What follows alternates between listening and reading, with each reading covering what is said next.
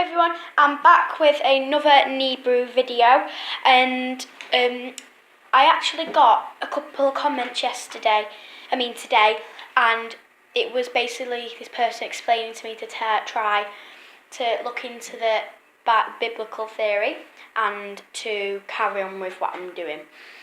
And I've actually found some really good information. I've read over it, looked at it, and it's actually really good to use.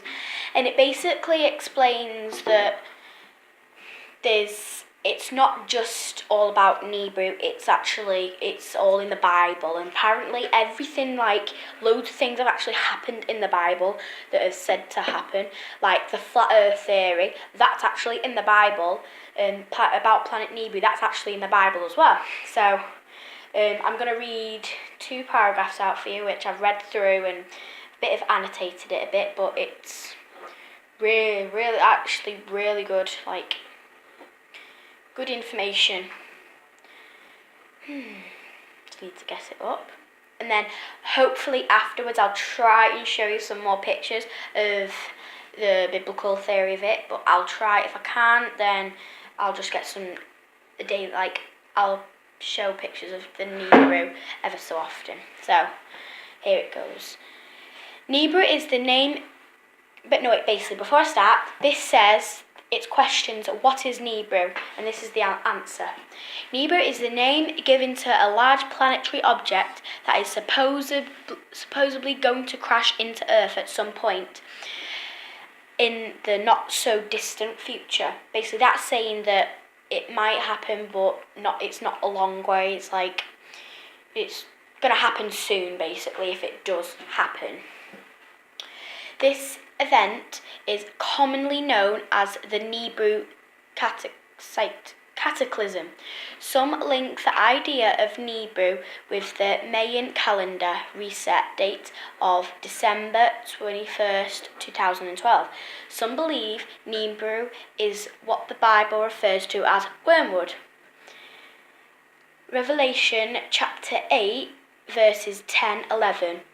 Is there any truth to the Nibiru cataclysm, end of the world theory? So yeah, that's what that says. So basically that was explaining where, if you want to read up on it, they're the chapter 8 verses 10 and 11. So if you want to read up on that, that's the chapter that you look at in the Bible. If you've got a Bible, read it. It's really good.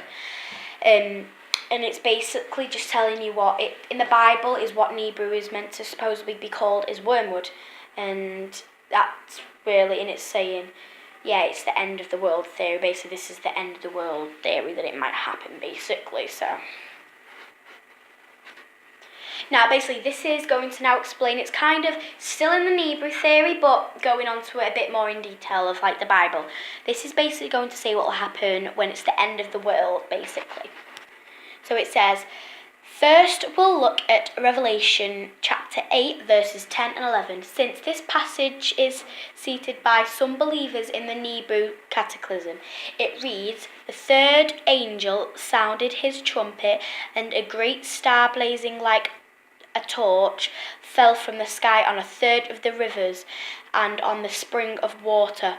The name of the star is Wormwood. A third of the water turned bitter, and many people died from the water that had become bitter. Many Bible interpreters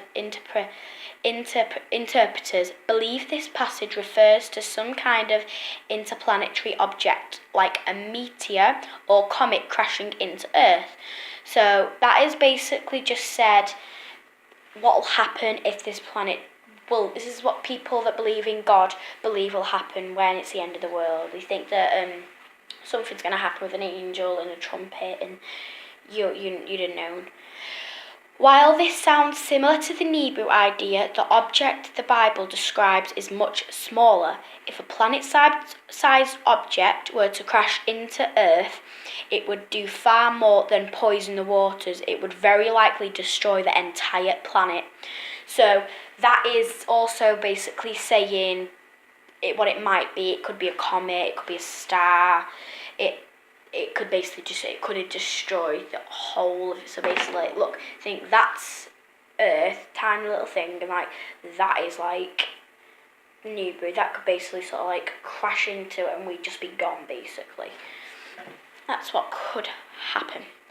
So note what the Bible refers to as wormwood is not the same thing as nibiru. So then that basically at the end has just explained that it might not be, wormwood might not be nibiru, but it could do, but that's what most people think. So before I end this video, I've actually got one paragraph of information to read out to you, which this is actually, I've already read through it, but I've just read through it again to see if it's the right information to give you. And this basically is explaining who basically brought the nibiru theory and why and like how she got the information basically. So I'll read this out for you now.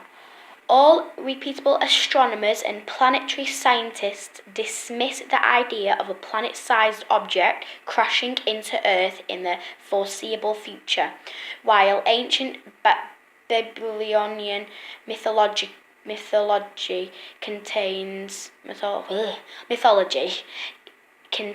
some parallels to the nibiru concept. The modern nibiru theory was invented by a woman in the 1990s, so it was a woman that started this after she was supposedly contacted by extraterrestrials called Zetas. She has since predicted the arrival of nibiru multiple times, as each of her cataclysmic predictions fails to occur. She simply adjusted the data. The origin of nibiru theory is yet another reason to reject it. So that is basically just explaining the person that basically come up with the idea. And before I end this video, I will try and get some pictures up. And I'm actually going to keep the Bible into it with it. So, oh, that's a good one to show you all. So, I'll let you see that. So basically, this is explaining. So that's actually the stone where they'd write all the information on about the Bible and everything. And actually, it actually has it there. The nibiru is actually at the top there. So that's actually the actual real stone. That's what people think the nibiru is. So you also have the Sol and the Marduk, and then you have nibiru in the middle there. So yeah. So that basically explains that it could be true, it could not be. It's honestly up to you. It's your opinion. But I think that it's actually real, me personally. But yeah. So I hope you enjoyed this video. Bye.